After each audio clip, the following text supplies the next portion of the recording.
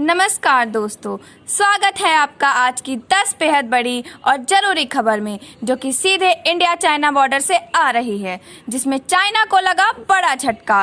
भारतीय सेना ने बड़ा कदम उठाते हुए चीन को पीछे खदेड़ दिया है। जी हाँ दोस्तों, एक एक करके हर खबर के बारे में आपको बताएंगे, लेकिन उससे पहले अगर आप भी पीएम मोदी और देश के सेना के साथ खड़े हैं तो आप अभी इस वीडियो को लाइक कीजिए, फ्री में सब्सक्राइब करके घंटी बजाइए, कमेंट में लिखिए जय हिंद। रुक करते हैं पहले खबर की तरफ। कैलाश पर्वत श्रृंखला के बड़े हिस्से को भारत ने अपने अधिकार क्षेत्र में ले लिया। रातों रात मिली ये कामयाबी। जी हाँ दोस्तों, रातों रात पैंगोंग त्सो झील के दक्षिण में भारतीय सेना की प्रिमिटिव कार्रवाई से भारत को चीन पर सामरिक बढ़त तो मिल ही गई, साथ ही पहली बार 62 के युद्ध के बाद भारत को कैलाश पर्वत श्रृंखला को भी अपने अधिकार क्षेत्र में करने का बड़ा मौका मिला है। जी हाँ, ठीक सुना है, भारत के सबसे बड़े और पवित्र तीर्थ स्थल में से एक कैलाश मानसरोवर की कैलाश रेंज कम ही लोग जानते हैं कि भारत से कैलाश मानसरोवर झील जाने के लिए सबसे करीबी रास्ता लद्दाख से होकर ही गुजरता है। रातों रात भारतीय सेना ने पैंगोंग त्सो झील के दक्षिण में करीब 60-70 किलोमीटर तक का पूरा क्षेत्र अपने अधिकार में कर लिया है।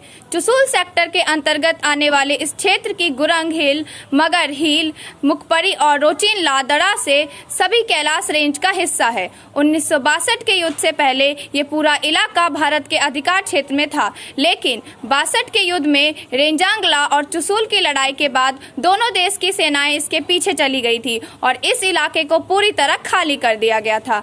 आपको बता दें कि भारत से पवित्र कैलाश मानसरोवर यात्रा के लिए सबसे छोटा और सुगम रास्ता लद्दाख से ही है। 62 के युद्ध से पहले तीर्थयात्री लद्दाख के डेमचोक से ही कैलाश मानसरोवर यात्रा के लिए जाया करते थे। चुशुल से डेमचोक की दूरी करीब 150 किलोमीटर है। उसके आगे डेमचोक से कैलाश मानसरोवर की दूरी करीब 350 किलोमीटर है। पैंगोंग त्सो के दक्षिण से लेकर कैलाश मानसरोवर तक यानी करीब 450 किलोमीटर तक ये कैलाश पर्वत श्रृंखला फैली हुई है, लेकिन 62 के युद्ध के बाद से ही ये रूट बंद कर दिया गया था। इसके बाद भी चीनी सेना डेमचोक में घुसपैठ की कोशिश करती रही या फिर भारत द्वारा सड़क और दूसरे मूलभूत ढांचे बनाने का विरोध करती रही।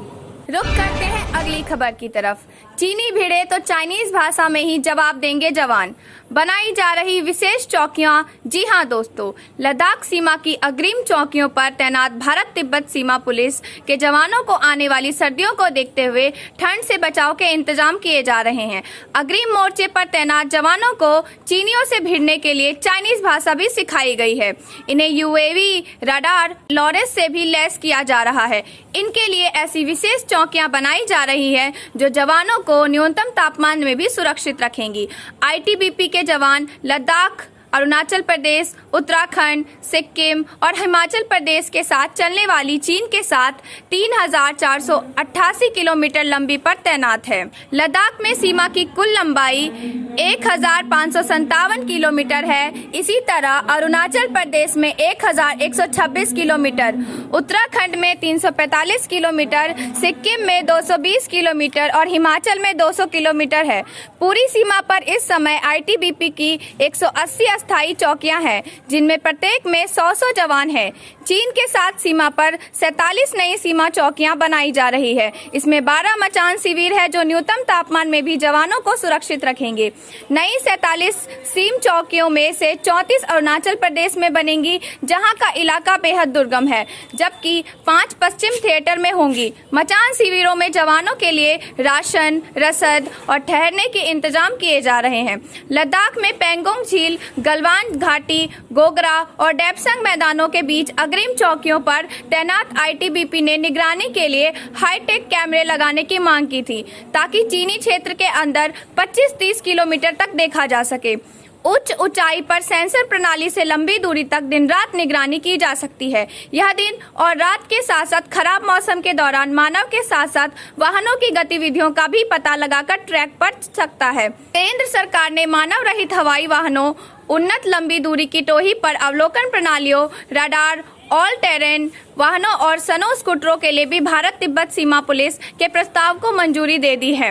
अधिकारियों ने कहा कि यह मंजूरी भारत चीन सीमा पर तैनात केंद्रीय बल को निगरानी उपकरणों और गैजेट से लैस करने की योजना का हिस्सा है।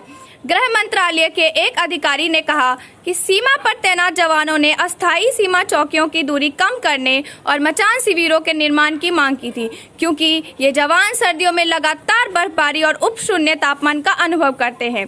इसलिए नए बीओपी तापमान नियंत्रित होंगे और चीनी सेना का मुकाबला करने में बलों की मदद करेंगे।